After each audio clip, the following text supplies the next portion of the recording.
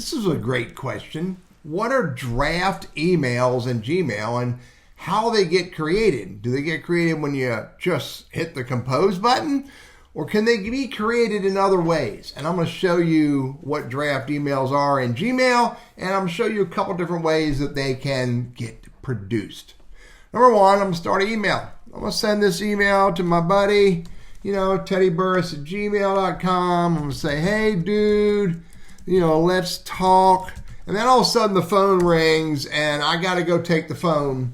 And if you notice over here on the left on drafts, it says there's one draft. Now I can close this down right here. Just hit the X.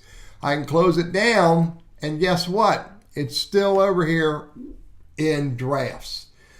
A draft message in this context got created when I started a message. I started writing it.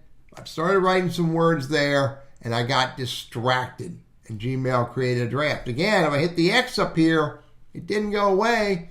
It's still right there. The only way I can get rid of this draft message, actually there's two ways I can get rid of this draft message. One is I can click on it right there if I want to and hit the trash can there, and it's actually labeled discard draft. Or I don't need to do that. I can just simply in drafts, go over here to the right and hit this button right here, which is delete, which will discard that draft.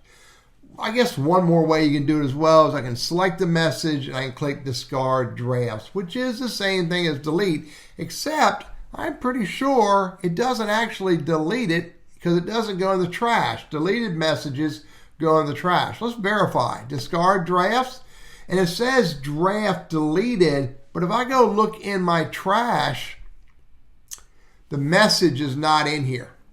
So when you delete a draft, it does not go into your trash can. It goes away. Now here's the second way you can create a draft.